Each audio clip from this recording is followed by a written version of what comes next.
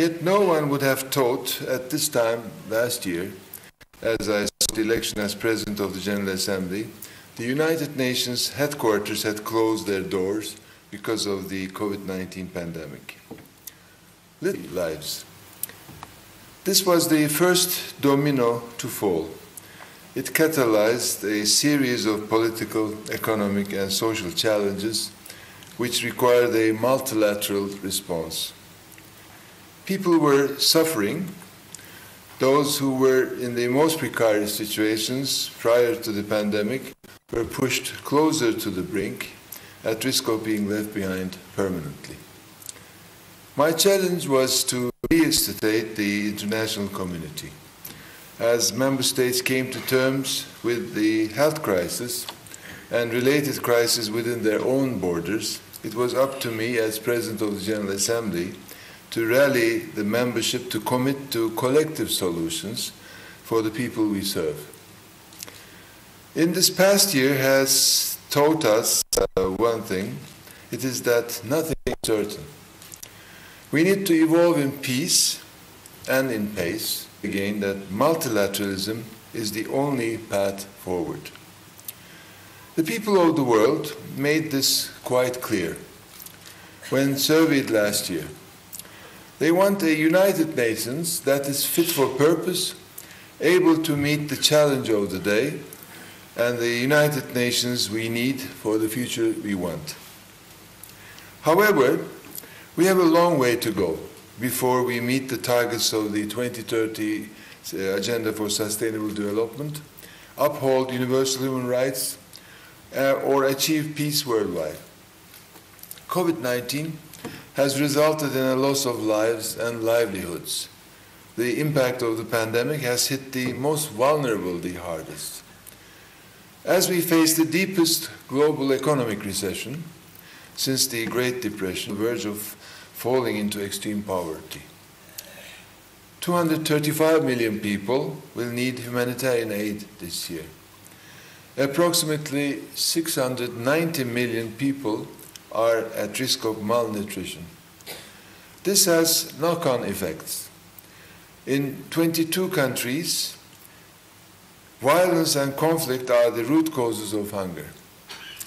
Millions of people are on the move, displaced due to conflict, persecution, hunger, and climate change. Women and girls have experienced gender-based violence at an unprecedented rate. Children are at high risk for child labor, child marriage, and trafficking. Xenophobia, racism, and discrimination on ethnic and religious grounds are on the rise. While, distinguished ladies and gentlemen, we need to take urgent action now to reverse these trends. The multilateral system has suffered a great trauma as a result of this pandemic. Business as usual will not put us on the road to recovery. Now is the time for defibrillator. We need to shock to the system.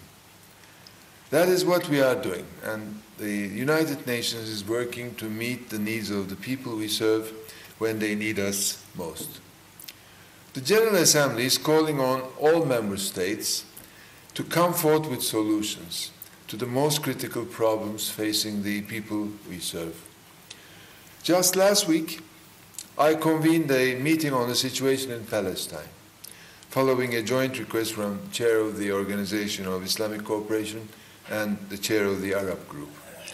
I call the Security Council must shoulder its responsibilities and overcome yet again its paralysis on this longest-standing item of its agenda. Inaction on this issue undermines and indeed hinders the ability and credibility of the Council and the United Nations regarding other pressing peace and security issues. I hope that we will hear a unified voice from the Security Council on this important and urgent subject.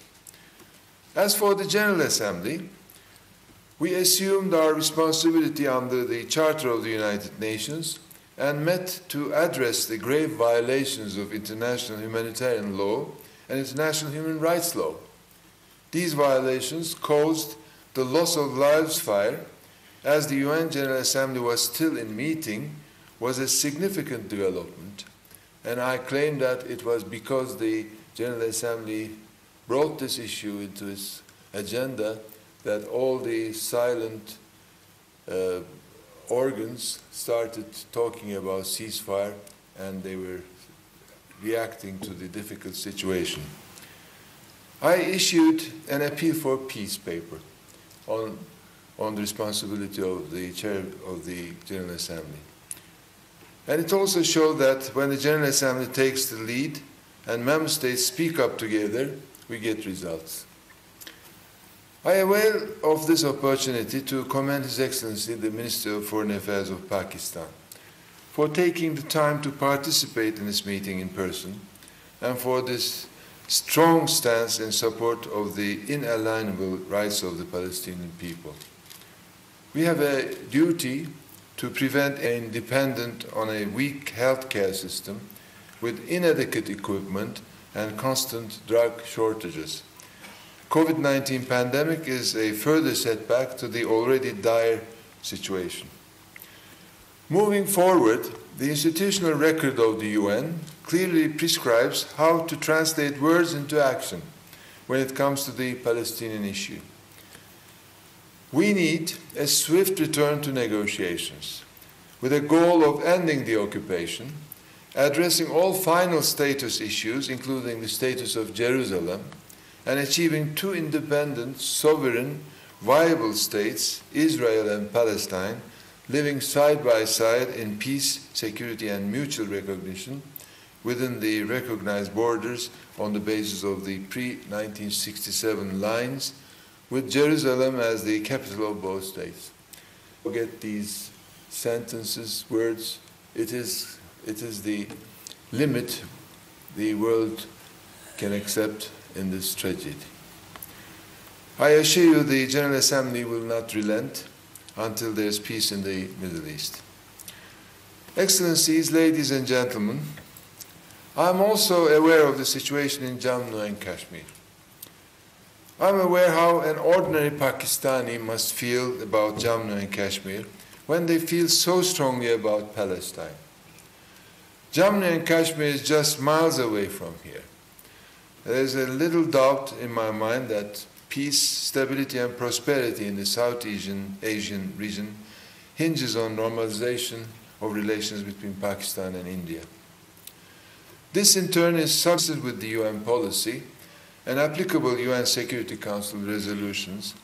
I have encouraged all parties to refrain from changing the status of the disputed territory.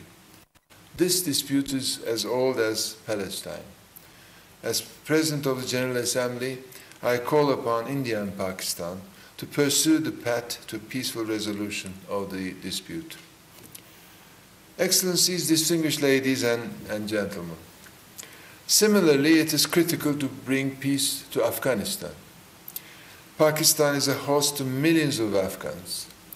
With General, we were speaking how difficult it was in the beginning, but how, I think, years now, this country has borne the burden when the international community's support dwindled. I commend the people of Pakistan for hosting this community in need. We also know that lives of Afghanistan and Pakistan are now inextricably intertwined. Peace in Afghanistan is an Southern National Defense University में खिताब कर रहे हैं। खबरों में fill वक्त इतना ही। मज़ीद खबरों और अपडेट्स के लिए देखते रहिए बोल न्यूज़।